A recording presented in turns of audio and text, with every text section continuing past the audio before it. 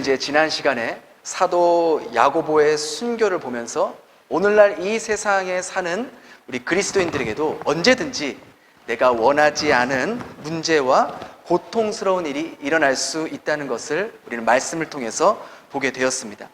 이런 야고보의 죽음을 보면서 그 당시 유대인들은 어떤 반응을 보였는지 12장 3절에 이렇게 기록되어 있죠. 12장 3절 한번 같이 읽어보겠습니다. 시작. 유대인들이 이 일을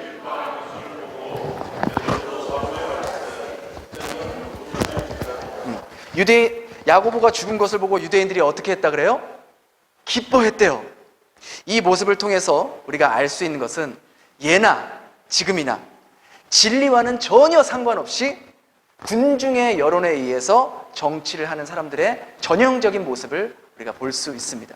그들은 무엇이 옳으냐 그르냐에 대해서는 전혀 관심이 없어요. 단지 여론이 지금 어떻게 흘러가고 있는가가 중요한 관심사입니다. 그러니까 나라의 지도자들이 이렇게 정치를 하면 나라가 항상 위태로울 수밖에 없어요. 국가가 비틀거리고 어려움을 만나게 된다는 것이죠. 여러분, 우리나라 뉴스 보세요. 뉴스만 틀면 여야가 서로 흠집내기 바쁘고 공격하고 싸우기 바쁩니다. 정말 국민들을 위해서 일을 하고 있는지 모르겠다는 거예요. 이들에게는 무엇이 진실인지 거짓인지는 중요하지가 않아요.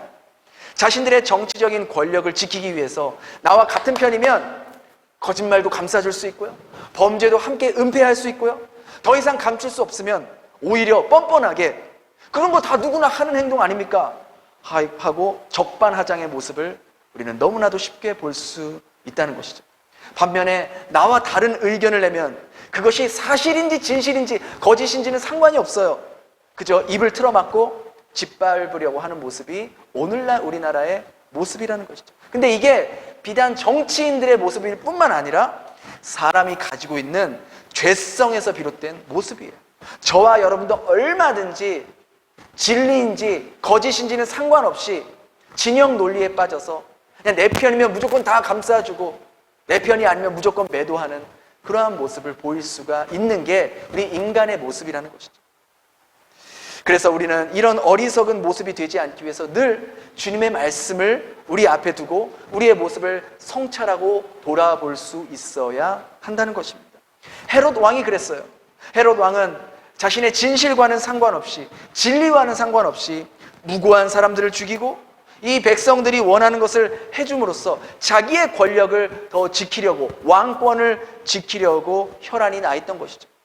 야고보가 죽은 것을 보고 이 유대 민족들이 기뻐하니까 이제 더 큰 민심을 얻기 위해서 교회의 또 다른 리더였던 베드로를 잡아 죽이기 위해서 옥에 가두는 모습을 보게 됩니다.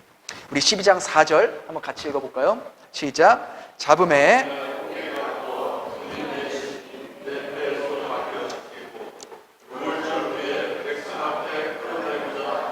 그러니까 이때는 어떤 기간이라 그랬죠? 어떤 명절이라 그랬죠?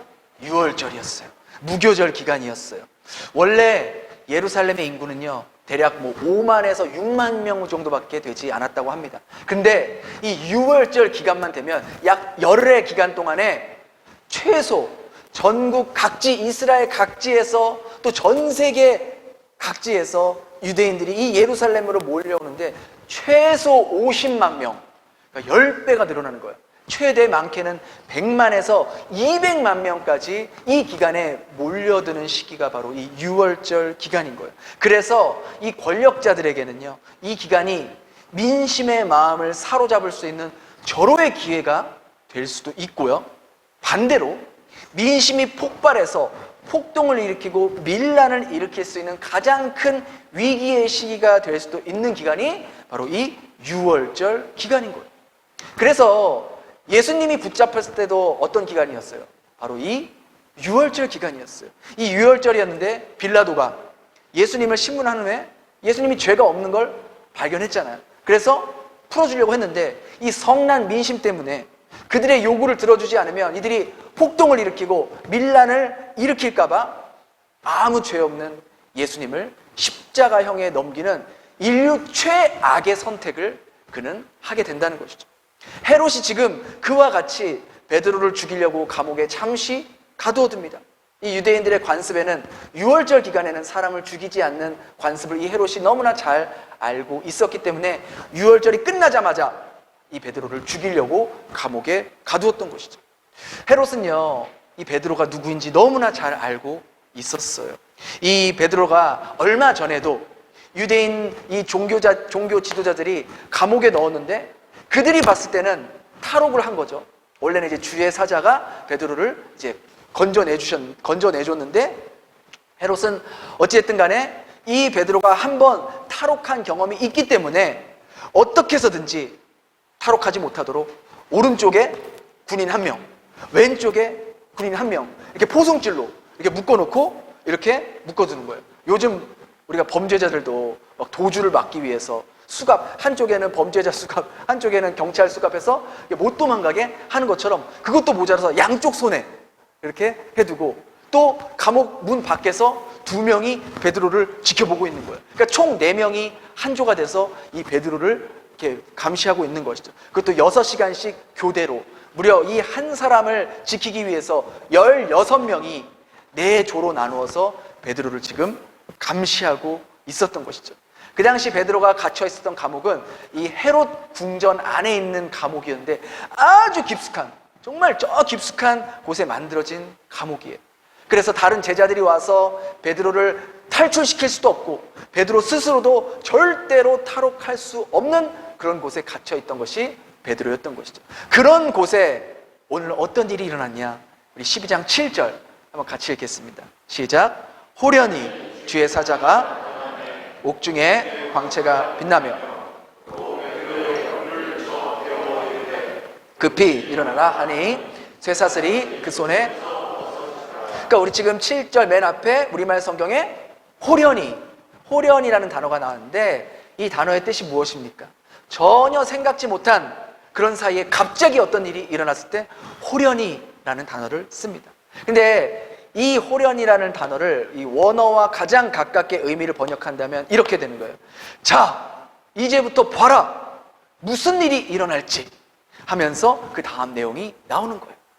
헤롯이요, 자신의 왕권을 지키기 위해서 진리를 지키는 베드로를 죽이려고 지금 감옥에 가두었어요. 무려 16명의 군인을 배치시켜서 이 한 사람을 지켜보게 하고 그것도 모자라서 2중, 3중, 4중 아주 철저하게 어떤 수단과 방법을 써서라도 이 베드로를 지키려고 했던 것이죠.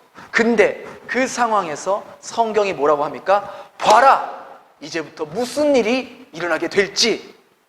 어떤 일이 일어납니까? 그 한밤중에 감옥에서 엄청난 광채를 바라면서 주의 사자가 나타납니다. 근데 거기 있는 간수나 베드로조차 그 광채를 알아보지 못했다 그랬어요. 심지어 이 주의 사자가 베드로를 어떻게 깨웠다 그래요? 옆구리를 쳤대요. 팍 치면서 야, 빨리 일어나 하면서 그렇게 치지 않았을까요? 그러니까 그만큼 베드로가 깊은 잠에 빠져 있던 거예요. 지금 여러분 생각해 보세요. 베드로가 지금 처한 상황이 어떤 상황입니까? 지금요, 오늘 밤만 지나면 이제 그는 사형에 처할 그런 상황이었어요. 사형 집행 전날인데 어떻게 이렇게 천사가 옆구리를 쳐서 깨울 만큼 깊은 잠에 빠질 수가 있겠냐라는 거예요. 베드로는 혼자 호련단신의 몸이 아니었어요. 그에게는 와이프도 있었고요, 그가 돌봐야 할 가족들이 있었다고요. 그뿐만 아니라 예루살렘 교회에는 수천 명의 성도들이 있었다라는 것이죠. 그런 상황에서 어떻게 천하태평으로 잠을 잘 수가 있겠냐라는 거예요. 여러분이 베드로라면 지금 내가 이제 오늘만 지나면 죽을 수밖에 없는 상황이에요. 그 앞에서 어떻게 이런 절체절명의 위기 속에서 이같이 평안한 모습을 보일 수가 있겠냐라는 것이죠. 우리가 이런 베드로와 같은 마음과 믿음이 있다면 우리 앞에 만나는 수많은 여러 가지 어려움과 힘든 예기치 않은 그런 일들 속에서도 우리 역시 흔들리지 않는 평강의 마음을 유지할 수 있지 않을까요? 우리는 언제쯤 이런 모습으로 살아갈 수 있을까요? 우리는 베드로가 겪은 위기하고는 비교할 수 없을 만큼 아주 작은 요만한 일에도 마음이 힘들어지고 두렵고 걱정이 돼서 밤잠을 이루지 못할 때가 한두 번이 아니었잖아요. 어떻게 하면 베드로처럼 이렇게 예수님을 증거하다 죽을 뻔한 이러한 일을 만나도 마음의 평강을 유지할 수 있으며 살아갈 수 있을까? 우리가 만나는 이런 괴로운 일 가운데도 우리의 마음을 지키며 살아갈 수 있을까? 그 비결은 오늘 말씀에 나옵니다. 베드로처럼 이렇게 예수님을 증거하다가 또 죽을 뻔한 고비를 수없이 많이 넘긴 그러한 사도가 있었죠. 그게 누굽니까? 사도 바울이었어요. 사도 바울. 아마 사도 바울처럼 죽을 뻔한 위기를 수없이 많이 겪은 사람도 아마 없을 거예요. 그는 배를 타다 물에 빠져 죽을 뻔했죠. 돌에 맞아 죽을 뻔했죠. 동족들에게 구타당해 죽을 뻔했죠. 이방인들에게 모함당해 죽을 뻔했죠. 강도 만나 죽을 뻔했죠. 수없이 많이 죽을 뻔한 위기를 겪은 사람이 바로 사도 바울이었어요. 그런 사도 바울이요, 그가 빌립보 교회 성도들에게 이런 말을 합니다. 우리 빌립보서 4장 13절 한번 같이 읽어볼까요? 시작. 내게 능력 주신 자 안에서 내가 모든 것을 했습니다. 아마 이 구절 여러분들 좋아하시는 구절일 줄 생각합니다. 또 많이 암송하시고 또 힘들 때마다 이 구절을 이렇게 생각하면서 암송하는 구절일 거예요. 근데 이 구절을 좋아하는 이유가, 우리는 이 구절의 진짜 의미를 제대로 알지 못하기 때문에 내가 원하는 방식대로 해석하고 남용하고 오용하고 있기 때문에 우리는 이 구절을 좋아합니다. 많은 성도들이, 심지어 목회자들 중에서도 이 구절을 주님의 능력 안에서 내가 원하는 것, 내가 하고 싶은 것을 무엇이든지 이룰 수 있다라고 그렇게 믿고 있어요. 하지만 이것은 사도 바울이 왜 이 말을 했는지에 대해서 전혀 알지 못한 상태에서 그저 딱 이 문장만 떼고 이 문장을 보니까 그렇게 자신의 입맛에 맞게 해석하려 하기 때문인 것이죠. 바울이 이 말을 한 까닭은요, 우리가 그 위의 구절들을 살펴봐야지 왜 이 말을 했는지 그제서야 비로소 올바르게 알 수 있다는 겁니다. 우리 빌립보서 4장 11절을 우리가 세번역 성경으로 한번 같이 읽어볼까요? 시작. 내가 궁핍해서 나는 어떤 처지에도 스스로 만족하는 법을 배웠습니다. 그러니까 바울이 어떤 상황에서도 나는 무엇을 배웠다? 스스로 만족하는 법을 배웠다. 인간의 모든 욕심이 어디서 나옵니까? 바로 만족할 줄 모르는 탐욕에서부터 욕심이 나오는 것을 사도 바울은 정확하게 알고 있었어요. 그래서 12절에 이렇게 기록하죠. 우리 12절 한번 같이 읽어볼까요? 시작. 나는 비천하게 살 줄도 알고 풍족하게 살 줄도 압니다. 배부르거나 굶주리거나 풍족하거나 궁핍하거나 그 어떤 경우에도 적응할 수 있는 비결을 배웠습니다. 바울은 풍족한 상황 속에서도 교만하지 않았고 비천한 상황에서도 비굴하게 굴지 않았어요. 즉 내가 만나고 있는 어떤 상황 속에서도 만족하는 법을 배웠다고 말합니다. 이 말을 다르게 말하면 내가 만나고 있는 어떤 일이라 할지라도 그것은 주님께서 그 일을 통해 당신의 뜻을 이루겠다고 믿고 있었기에 그 상황을 피하거나 도망가지 않았다는 것을 의미하는 거예요. 바로 이와 같이 바울의 믿음 속에 빌립보서 4장 13절 내게 능력 주시는 자 안에서 내가 모든 것을 할 수 있느니라는 그 고백이 나온 겁니다. 여러분, 지금 이 말을 한 이 바울의 지금 이 빌립보서를 쓸 때가 바울이 어디 있었을 때였어요? 바로 차디찬 로마 감옥 안에 갇혀 있었을 때였어요. 바울은 내가 지금 이렇게 감옥에 갇혀 있어서 그도 지금 언제 내가 참수형을 당할지 모르는 그러한 시한부 인생을 살았던 거예요. 그런 상황 속에서 지금 내가 감옥에 갇혀 있는 이 일도 주님께서 허락하셨기 때문에 내가 지금 감옥에 있는 겁니다. 그러나 주님 안에서, 주님이 주시는 능력 안에서 저는 이 상황도 담대하게 받아들일 준비가 되어 있습니다. 그 고백을 하는 겁니다. 이 존 폴락이라는 작가는 사도 바울이라는 자신의 책 속에서 빌립보서 4장 13절을 이렇게 해석했어요. 우리 같이 한번 읽어볼까요? 시작. 내 안에 거하시는 분의 능력으로.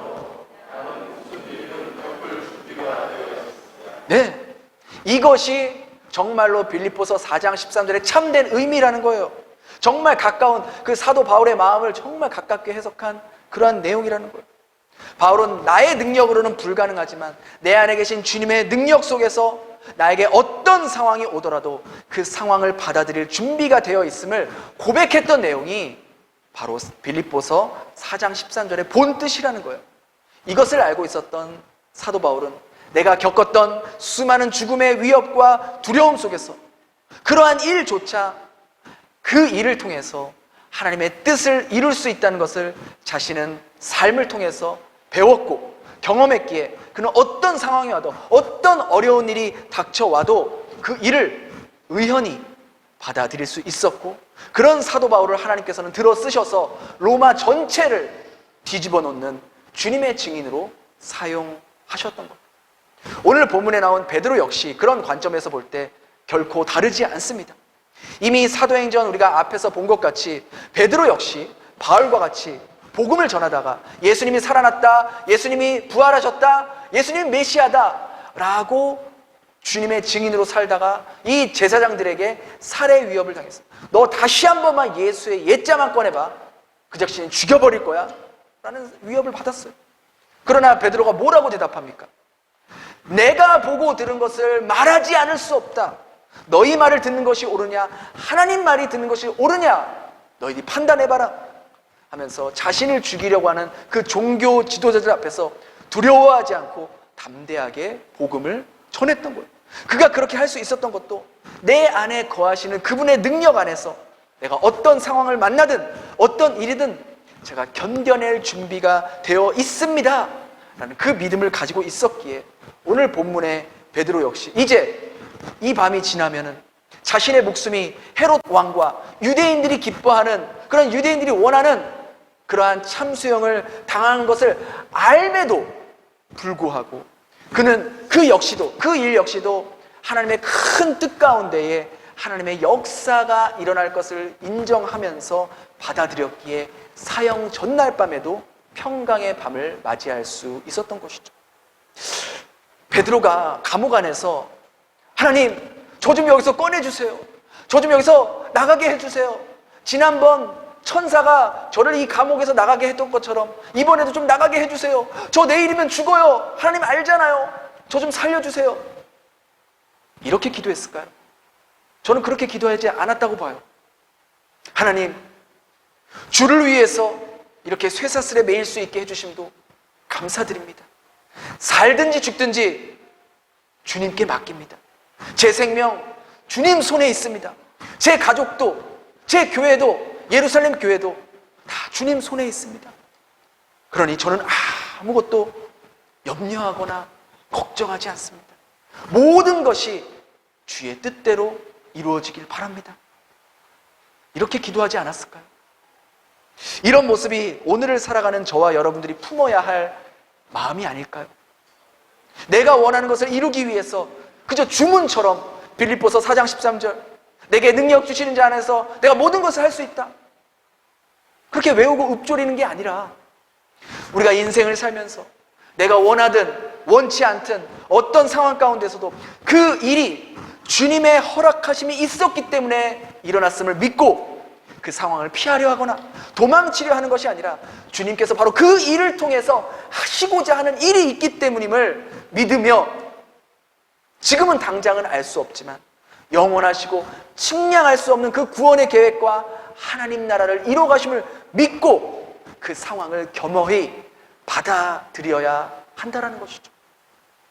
우리 기독교에서 믿음을 나타내는 모습 중에서 바로 그 모습 중에 하나가 순종을 나타낼 수 있습니다. 순종. 그런데 사람들이 순종이라고 생각하면 주님의 말씀에 대한 순종만을 생각할 수 있어요. 그러나 우리 그리스도인들에게 순종이란 주님의 말씀에 대한 순종은 말할 것도 없고, 더 나아가서 지금 현재 내게 주어진, 내가 만나고 있는 이 상황에 대한 순종도 포함되어야 한다는 것이죠. 하나님께서는요, 바로 우리 삶을 통해 일하세요. 우리 상황 가운데서 일하십니다. 그런데 우리 삶은요, 저 높은 하늘나라에서 이루어지고 있는 것이 아니라 우리가 밟고 있는 이 땅에서 우리가 살고 있는 이 현실 속에서 일어나고 있어요. 그래서 참된 믿음, 참된 평강이란 주어진 상황을 피하려고 하는 것이 아니라 이 문제에서 벗어나게 해주세요라고 기도하는 것이 아니라 어떤 상황을 만나든 무슨 일을 만나든 그것이 하나님께서 허락하셨음을 인정하며 믿으며 나아갈 때, 그때 비로소 우리 안에 참된 평강이 임하게 된다는 것이죠. 그런 관점에서 우리가 드리는 기도 역시 달라져야 할 것은 말할 것도 없다는 거예요. 대부분 우리의 기도의 내용의 핵심이 무엇입니까? 지금 이 상황에서 벗어나게 해달라는 거예요. 이 상황 피할 수 있게 해달라는 거예요. 질병이 있는 사람은 질병이 낫게 해달라고 기도하고요. 경제적인 어려움이 있는 사람은 경제적인 어려움에서 벗어나게 해달라는 거고요. 일거리가 없는 사람은 일거리가 생길 수 있도록 기도하는 것이 대부분 우리 그리스도인들의 기도 내용이라는 거예요. 그러니까 이런 기도가 잘못됐다라는 게 아니라 우리의 기도가 이런 기도의 수준에 머물러 있다면 우리는 우리가 만나는 상황과 환경을 통해서 일하려고 하시는 그 하나님의 크신 계획과 섭리를 단 한 번도 우리 일생 가운데 경험하지 못한 채 생을 마감할 수도 있다는 것이죠. 그러한 의미에서 우리가 드리는 기도 역시 단순히 이 상황에서 벗어나게 해주세요, 이 문제 해결해 주세요, 그런 것을 뛰어넘어 하나님, 제 능력으로는, 제 멘탈로는, 제 믿음으로는 이 일을 도저히 감당할 수가 없습니다. 그러나 주님이 제 안에 계시고 그 주님의 능력 안에서 주님께서 허락하신 이 상황과 이 문제를 믿음으로 받아들일 수 있도록 힘을 주시기 바랍니다. 그 일을 통해서 선하신 주의 계획이 드러날 수 있도록 제가 인내하며 견디며 버틸 수 있는 힘을 주시고 용기를 주시옵소서.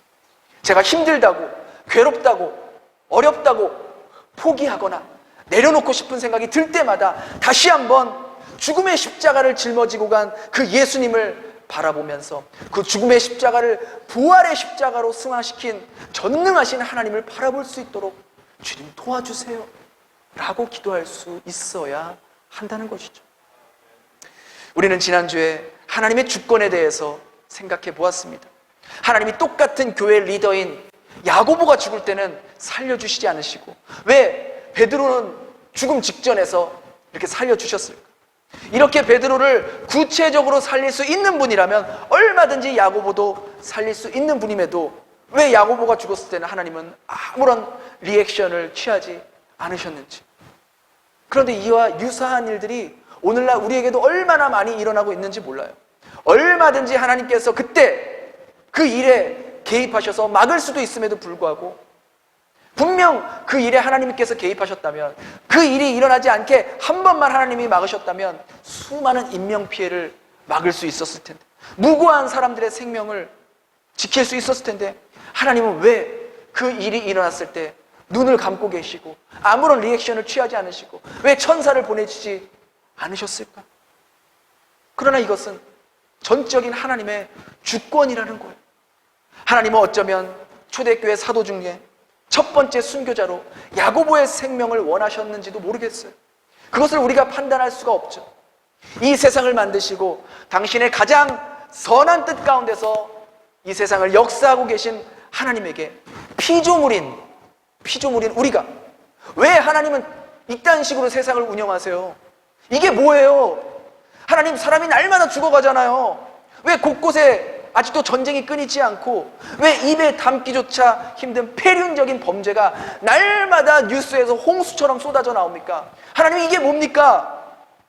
라고 우리가 말할 수 있겠습니까? 하나님께 따질 수 있겠습니까? 우리가 하나님보다 더 지혜롭습니까? 우리가 하나님보다 더 선한 뜻을 품고 있습니까? 우리가 하나님보다 우리의 앞으로의 미래를 더 잘 볼 수 있습니까? 베드로를 살리신 것도 하나님의 주권이고 야고보를 먼저 데려가신 것도 하나님의 주권이라는 거예요. 세상의 기준으로 봤을 때는 살아있는 게 복이고 죽은 게 저주같이 보이지만 하나님 나라에서는 아니라는 거예요. 다르다는 거예요. 오히려 영적인 기준으로 볼 때는 하나님께서 먼저 데려가신 것이 복일 수 있다는 거예요. 그것은 오직 하나님의 손에 달려있기 때문이라는 것이죠. 그래서 우리는 죽는 것도 주를 위해서 죽을 수 있고 사는 것도 주를 위해서 살아야 한다라고 고백할 수 있어야 한다는 것입니다. 여러분, 하나님께서 왜 우리를 구원하시고 바로 천국으로 데려가시면 좋잖아요. 그럼 이 힘든 세상, 이 험한 세상, 험한 꼴 안 보면서 정말 천국에서 영원히 살 수 있는데 왜 우리를 바로 안 데려가실까요? 여러분, 빨리 가고 싶지 않으세요? 우리 이경렬 집사님 빼놓고 다 이 땅에 집 있고 땅 있고 좋은 게 많으니까 안 가고 싶은가 봐. 저는 빨리 가고 싶어요. 가진 게 없는 사람들은 빨리 가고 싶어요. 미련이 없으니까. 정말 그렇지 않습니까? 근데 왜 하나님이 우리를 이 땅에 왜 남겨두셨을까? 우리가 두 가지 이유를 볼 수 있는데, 첫 번째는 우리에게 성화가 필요하기 때문에. 만약 지금 이 모습 이대로 하나님 앞에 가면 얼마나 부끄럽겠어요. 이 믿음 없는 모습, 이 연약한 모습, 의심 많은 도마 같은 우리 같은 모습 가운데 하나님 앞에 서면 얼마나 부끄럽겠습니까? 그래서 주님은 우리가 이 세상 사는 동안 더욱더 예수님을 닮아갈 수 있도록, 믿음의 선진들을 닮아갈 수 있도록 이 땅에 남겨두신 거예요. 그리고 하나님께서 보시기에 이제 됐다, 충분하다 라고 여기실 때 우리를 부르실 겁니다. 또 한 가지 우리가 이 땅에서 살아가는 두 번째 이유는 바로 남겨진 사명이 있기 때문이에요. 하나님이 베드로를 감옥에서 끄집어내신 것도 베드로를 통해 아직 하실 일이 남아있기 때문에 베드로를 살려주신 거예요. 우리 역시 하나님께서 구원하신 다음에 천국으로 바로 데려가시지 않는 이유 역시 저와 여러분의 삶을 통해서 하나님께서 만들어 가시고 하시고 싶은 일이 남아있기 때문에 우리를 데려가지 않고 아직까지 남겨두신 겁니다. 여러분의 삶을 통해서 여러분의 부모님을, 여러분의 자녀를, 여러분의 배우자를, 여러분의 형제 자매들을 구원하고 여러분의 이웃을, 그 영혼을, 지옥에 가고 있는 그 영혼을 구원하기 위해서 아직 우리를 데려가지 않으시고 우리의 삶을 통해서 그들을 구원하기 위해서 우리를 이 땅에 남겨두신 거라는 것이죠. 그 과정 가운데 우리가 예수 그리스도를 닮게 하시고 그 과정을 사용하셔서 영혼 구원의 역사를 이루시기 위해서 잠시 잠깐 이 땅에 남겨두신 거예요. 그런데 그 잠시 잠깐도 너무나 빨리 지나간다는 거예요. 이 땅에 생명이 붙어있는 동안 우리는 이 두 가지 사실을 기억해야 할 것입니다. 첫째는 아직 내가 더 깨지고 부서지고 다듬어지고 예수 그리스도를 닮아가야 하기 때문에 남겨두셨고, 두 번째는 그 과정을 통해서 하나님께서 꼭 하실 일과 꼭 구원해야 할 그 영혼이 있기 때문에 우리를 남겨두셨다는 것 여러분 꼭 기억하시기 바랍니다. 그러하기에 우리에게 주어진 상황을 하나님께서 허락하셨음을 믿음으로 받아들여야 돼요. 내 삶에 주어진 상황을 받아들여지지 않는다면 삶을 통해서 역사하시는 하나님의 그 주권을 우리는 인정하지 않는 것과 같다라는 것이죠. 사랑하는 우리 베델교회 성도 여러분, 지금 여러분이 만나고 있는, 여러분이 지금 앞에 당면하고 있는 그 일이 너무나 힘들고 고통스럽습니까? 정말 견디기가 너무나도 어려운 상황 가운데 계신 분이 혹 계십니까? 그럴지라도 그 상황을 여러분 피하려고 하지 마십시오. 하나님께, 하나님 이 문제에서 벗어나게 해주세요, 그렇게 기도하지 마시고 하나님께서 왜 이 상황을 나에게 허락하셨는지, 그 상황을 주신 것은 그 상황을 피하람이 아니라 그 상황을 통해서 하나님의 뜻이 이루어지고 우리를 새롭게 빚으시기 위함임을 믿고 그 상황을 겸허히 받아들여야 된다는 것이죠. 오늘 본문의 베드로처럼 바울처럼 우리에게 주어진 모든 상황을 하나님께서 허락하셨음에 일어났다는 것을 받아들이고 그 상황 속에서 주님의 뜻이 이루어지기를 기도할 수 있는 우리 베델의 성도들이 될 수 있길 바라요. 어떤 상황 속에서도 주님, 제가 이 상황 속에서, 이 문제 속에서 주님의 자녀답게 행동할 수 있도록 도와주세요. 제가 이 문제를 갖고 비겁하게 피하거나 도망치려 하지 말고 이 상황을 견디며 이겨내며 버틸 수 있도록 주님 힘을 주세요 라고 기도할 수 있는 우리 베델의 성도들이 될 수 있었으면 좋겠습니다.